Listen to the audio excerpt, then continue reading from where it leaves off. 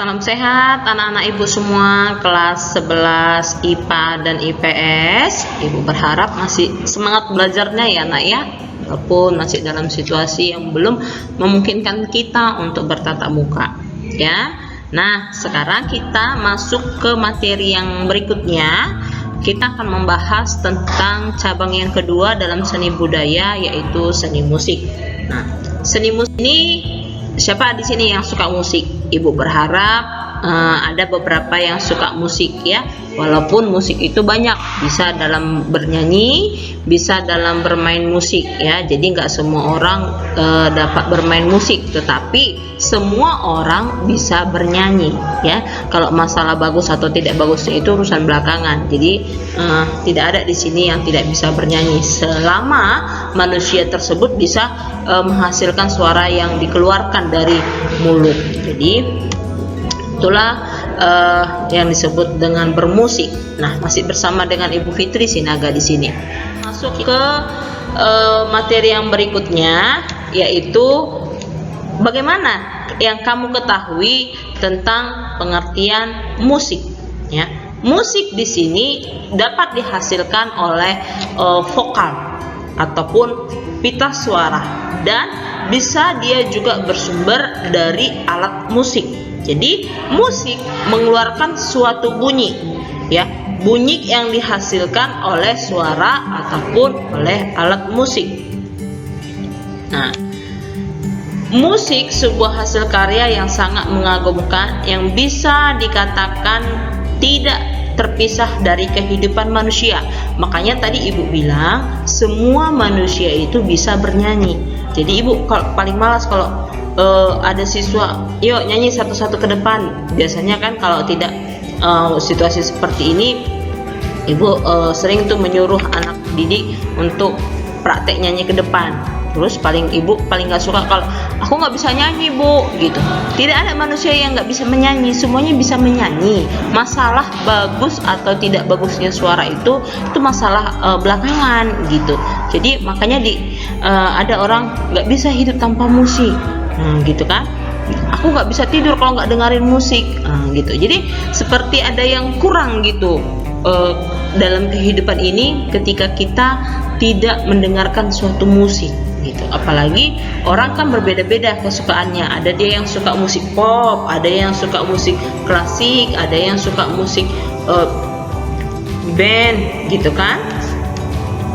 Nah, makanya pada saat mendengarkan sebuah nada bunyi yang menghasilkan sebuah harmonisasi, itu bisa berasal dari beberapa alat ataupun beberapa instrumen musik. Nah, jadi di sini muncullah istilah musik barat, musik timur, musik modern, musik tradisi, musik kontemporer, bahkan terdapat pula musik religius karena dipengaruhi oleh pandangan hidup para penganut agama tertentu. Berikutnya, di dalam perpaduan beraneka ragam musik gitu kan, tergantung orangnya. Dia mau menyukai musik yang pop kah, atau musik dangdut kah, atau musik klasik. Jadi dilihat dia dari beraneka ragamnya kesukaan setiap orang itu gitu. Makanya tadi muncul dia musik barat, muncul musik timur, itu dia. Jadi seni musik ini sebenarnya berasal dari penggabungan dua kata, yaitu seni dan musik ya. Seni dan musik, penggabungan daripada dua kata seni dan musik. Nah, di sini seni yaitu ciptaan sebuah rasa manusia yang dituangkan dalam sebuah sarana ataupun media ya. Apa sarana dan medianya? Sarananya itu tadi, kalau dia vokal berarti dia adalah dari pita suara ya. Nah, kalau dia berupa media, itulah dari sumbernya dari alat musik. Nah, Sedangkan musik sendiri adalah sebuah kata yang berasal dari bahasa Yunani. Dalam bahasa Yunani itu moisikos. Moisikos yang artinya adalah melambangkan dewa keindahan yang memiliki kekuasaan di bidang seni dan keilmuan. Itulah arti musik dalam bahasa Yunani. Jadi intinya adalah pengertian musik itu sebuah cabang seni yang mempunyai fokus menggunakan sebuah melodi, irama, harmoni, tempo, dan menggunakan sebuah vokal yang mempunyai peran sebagai sarana penyampaian perasaan sang seniman. Jadi bagaimana yang dikatakan musik yang indah itu? Musik yang indah adalah musik yang enak didengar, yang di dalamnya terdapatlah tadi unsur-unsur musik, yaitu nada. Itu yang paling utama, nada. Nah, nada kan menghasilkan suatu bunyi, itulah dia do, re, mi, fa, sol, la, si, do. Tuh. Jadi di dalam nada ini mengandung dia unsur melodi. Melodi itu kan terdiri dari beberapa rangkaian nada.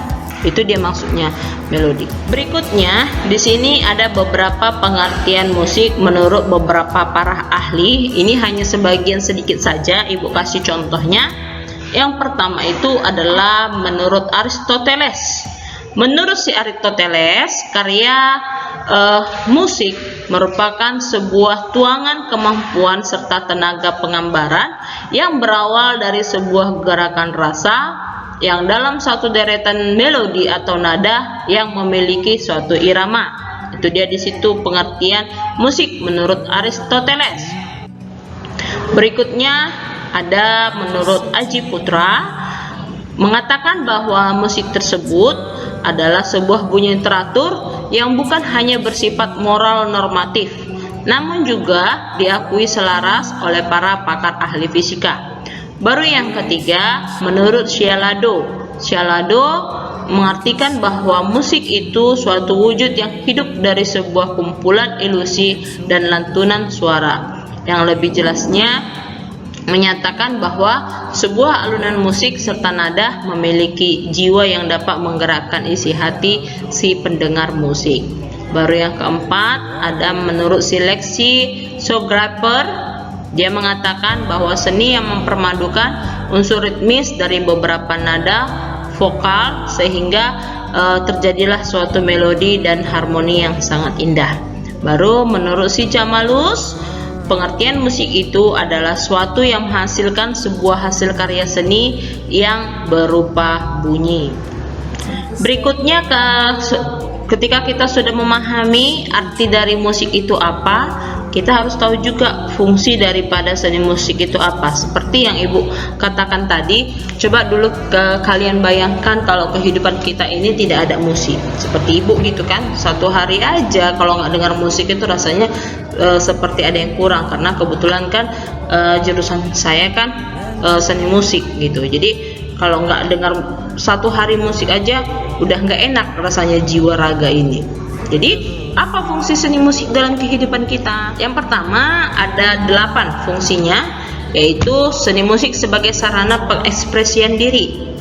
Ketika kita mendengarkan musik, kita dapat mengekspresikan diri kita.